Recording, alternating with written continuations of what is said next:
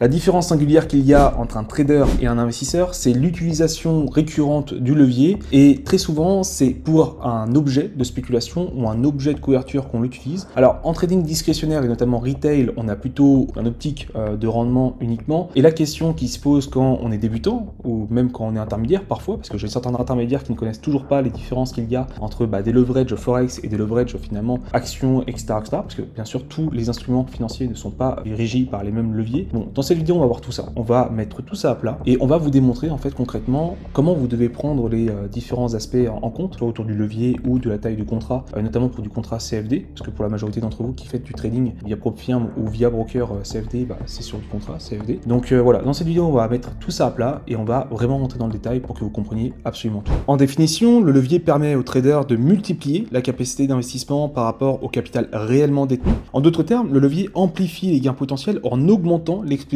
sur un actif donné sans nécessiter l'intégralité du capital. Par exemple, une position sur EURUSD avec un levier de 1,30 vous permettra d'avoir une position, ou plutôt un volume de position, 30 fois supérieur à ce que le broker va récolter en marge. Mais avec une telle position sur un capital de 10 000 euros, donc là vous avez une exposition de 100 000 euros sur un capital de 10 000 euros, ça veut dire que pour le coup, chaque pipes que vous allez traverser sur le marché, que ce soit à la hausse ou à la baisse, si jamais vous êtes en achat, vous allez potentiellement vous prendre sur 100 pipes une perte de 1000 euros, donc 10% du capital en un rien de temps, puisque certaines currencies, notamment comme USD-Yen, GBP-USD, EURUSD, etc., sur quelques jours peuvent faire 100 pipes pour le coup. Et ce qu'il faut que vous compreniez, avec un levier aussi élevé, une taille de position, bien sûr grâce à ce levier aussi volumineuse, vous pouvez du coup sur 100 pipes perdre 1000 euros. Donc c'est pour ça qu'il faut avoir quand même une bonne approche comptable et une bonne gestion financière de ce compte de trading. Par exemple, si vous avez un compte à 10 000 euros mais que vous voulez rentrer un lot de 1 sur EURUSD, sur une taille de position de 100 000 euros à l'achat ou à la vente, vous aurez un appel de marge de 3300 euros pour valider l'entrée en position.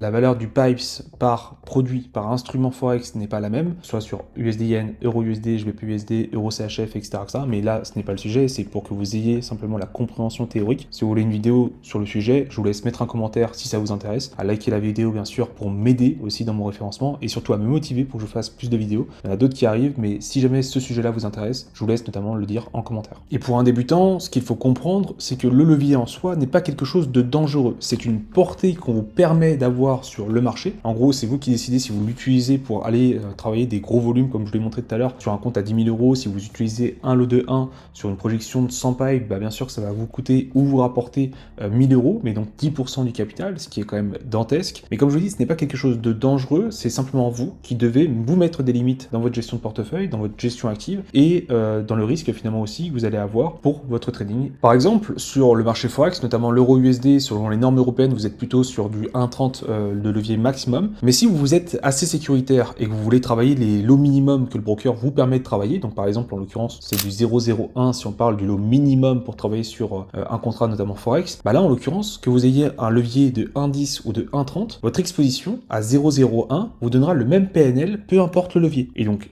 mécaniquement, si vous avez un compte là de 10 000 $, vous savez que votre lot maximum, ou du moins votre exposition maximum sur ce compte-là, sera du coup un lot de 3, puisque comme je vous l'ai dit, c'est le multiplicateur de la somme en marge, bien sûr, qui va être prélevé par le broker. Donc imaginons là pour le coup qu'on parle toujours d'un compte à 10 000 $. La marge sur un lot de 1 sera de 3300 $ pour le broker, qui va mettre cette somme-là en garantie pour pouvoir vous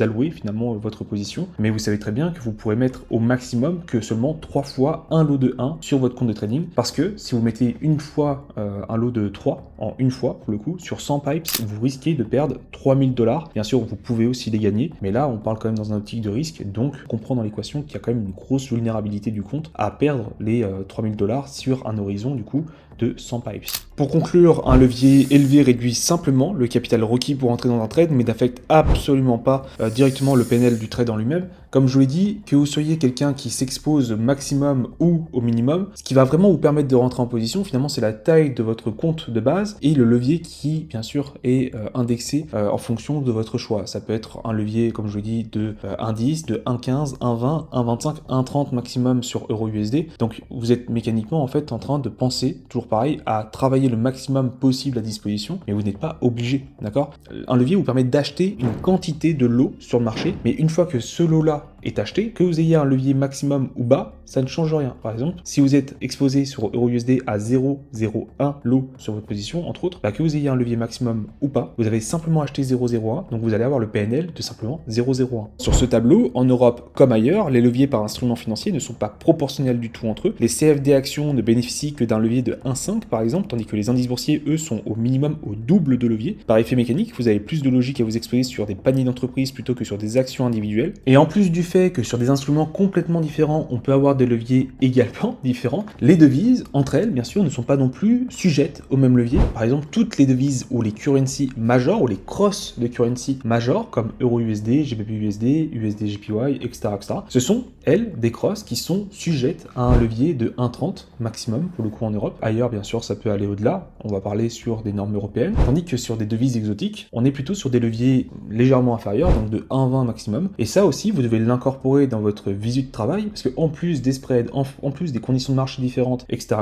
vous avez aussi des leviers qui sont un petit peu en dessous de celles qui sont majors. Pour un trader, c'est donc central de bien comprendre que les leviers ne sont pas proportionnels entre eux, car chaque marché n'offre pas la même volatilité ni les mêmes mesures de risque à prendre. Et faire du CFD sur action peut donc sembler limité, car un retail ne va pas avoir beaucoup de capital, d'autant plus que pour faire de la performance, on va devoir travailler de la volatilité, donc en gros travailler des produits qui sont vraiment l'objet de spéculation, comme c'était le cas pour GameStop, comme ça a été le cas encore il y a 2 ans pour Tesla ou Zoom, enfin des entreprises finalement qui ont vraiment coulé ou qui ont connu des grandes vagues de short selling ou de volatilité un petit peu exacerbée. Voilà, comprenez bien que votre travail sur les actions, sur CFD est limité de base et que vous allez devoir aussi comprendre que les tailles de contrats sur le marché action sont complètement différentes par rapport à du marché Como ou à du marché Forex. Donc on n'est pas du tout sur les mêmes normes de marché, sur les mêmes risques encourus, ni sur la même rentabilité recherchée par variation du pipes, parce que parfois pour 1000 pipes sur une action, on n'est pas du tout proportionnel finalement parfois à simplement du 10 ou 20 pipes sur du Forex, ce qui est normal puisque comme je vous dis, dedans on incorpore la volatilité, on incorpore également la taille du contrat, on incorpore plein de choses. Voilà, il faut vraiment que vous fassiez votre étude de marché, votre étude de travail correctement, sinon malheureusement vous allez vous exposer de manière un peu bête sur quelques produits qui vont en plus prendre de la place sur votre marge, parce que comme je vous dis, le levier sur action est extrêmement court et pas spécialement pertinent. Et donc, avec le tableau que je vous ai partagé, qu'est-ce que vous devez en conclure? Qu'en fonction de votre capital, certains marchés ne vous tracteront pas assez de rendement en proportion de la marge bloquée, comme les actions par exemple, où il vous faudrait une volatilité qui carry le manque de traction par le levier. Autrement dit, vous n'aurez jamais un rendement proportionnel au Forex sur votre véhicule action pour la quantité de l'eau tradée, ce qui est normal, ne vous inquiétez pas. Et n'oubliez pas que l'objet de cette vidéo, c'est de vous expliquer la pertinence du levier. Je ne vous explique pas comment entrer en position et comment gérer comptablement vos lots, parce que comme je dis, la taille de contrat que vous allez avoir sur EURCHF va être complètement différente que sur EURUSD. Pourtant, on est quand même sur des majors, certes, mais on n'est pas du tout sur les mêmes perspectives de lot. Donc si ça vous intéresse, je peux vous faire une vidéo, mais là, on parle uniquement de la perspective du levier et de sa pertinence sur notre gestion active de portefeuille. Donc c'est-à-dire que quand vous savez que vous allez avoir déjà un levier qui va être limité sur certains produits, sur certains instruments plutôt, comme de la crypto, de l'indicateur boursier, aussi un petit peu d'actions, si on prend l'exemple récent, comprenez bien que tout ça, en plus du fait que ce sont des marchés qui sont moins liquides que du Forex, c'est quelque chose que vous devez incorporer dans votre gestion de portefeuille, parce qu'aucun professionnel, bien sûr, ne peut travailler un produit sans savoir ça, sans savoir combien ça va lui coûter en plus de rentrer en position, parce que vous n'êtes pas sans savoir que sur un compte à 10 000 $, vous allez avoir des tailles de position, par exemple avec un lot de 1 à 100 000 €, donc c'est-à-dire que vous allez payer un spread, finalement, sur le volume que vous allez entrer sur votre compte de trading. Donc c'est-à-dire que si vous travaillez un lot de 1, vous allez travailler un spread d'une position de 100 000 € sur votre compte de 10 000 €. Et tout ça, c'est aussi à comprendre dans l'équation, notamment par le levier. Et pour ceux qui s'inquiètent que le levier pourrait être dangereux pour leur trading ou malheureusement mal interprété, comprenez bien qu'en institution, les opérations sont quotidiennement l'objet de traction par levier, notamment en hedging, en arbitrage ou simplement la spéculation. Donc ne vous inquiétez pas, c'est un organe courant, voire même extraordinairement utile pour la finance de marché, pour le trading, pour la gestion de portefeuille, peu importe. Si ce n'est que, comprenez bien que vous n'êtes pas professionnel et que chaque loi européenne faite sur les leviers pour plafonner le levier notamment autorisé par les brokers CFD en Europe, c'est logique aussi par rapport finalement à votre standing de retail, d'accord? Comprenez bien que les brokers, notamment offshore, qui vont vous permettre de travailler sur des contrats ou sur des comptes,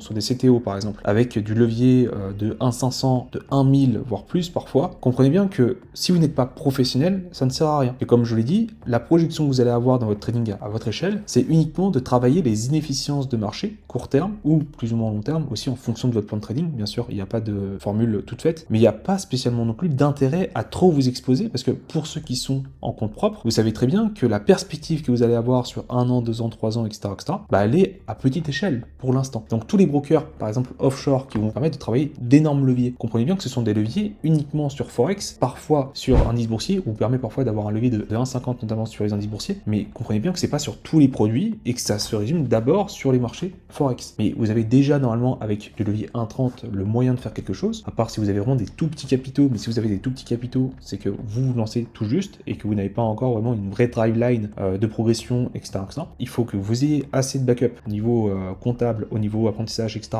pour aller vous projeter sur des plus gros leviers. Mais voilà, comprenez bien que les institutions type broker offshore un peu crapuleuses qui vous permettront de travailler des gros leviers, c'est pas sur tous les produits et ce n'est pas utile. Et comme on l'a dit plus tôt dans cette vidéo, si vous vous exposez trop lourd au niveau des leviers, avec un petit capital, imaginons 1000 euros, bah malheureusement, si vous avez une trop grosse portée sur le marché et aussi un petit capital, votre petit capital peut être cramé en rien de temps. En rien de temps, et ça, c'est pas vraiment ce que vous voulez, je pense. Alors bien sûr, tout le monde veut faire des gains extraordinaires, des gains exponentiels, mais gardez en tête que déjà, faire, on va dire, du casino, ça n'a rapporté de l'argent à personne jusqu'ici, sinon on aurait au moins 2 ou 3 zinzins qui fanfaronneraient sur les réseaux. Mais comprenez bien, voilà, que si vous avez un petit compte et que vous vous lancez tout juste, vous n'avez pas besoin de levier, vous avez simplement besoin de comprendre ce qui se passe, d'incorporer du fonda, de voir ce qu'il y a à faire sur un horizon de temps donné, donc une semaine, un mois, plus si on peut se donner une traction de travail pour aller chercher des réponses et surtout des objectifs à moyen terme. Donnez-vous du temps, ne cherchez pas à prendre des raccourcis, parce que le levier n'est absolument pas un raccourci, c'est un outil. Et gardez en tête aussi que quand vous aurez assez de niveau, assez aussi de rentabilité, bah vous pourrez un jour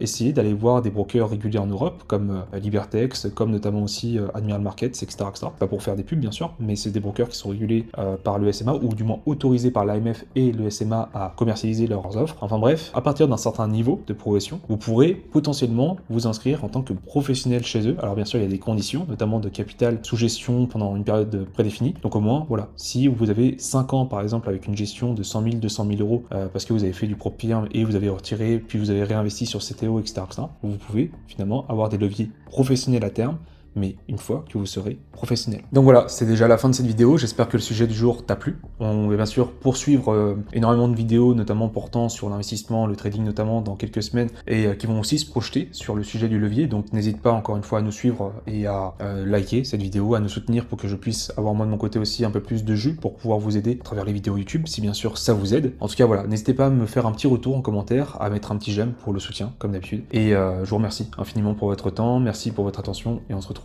la semaine prochaine pour une nouvelle vidéo.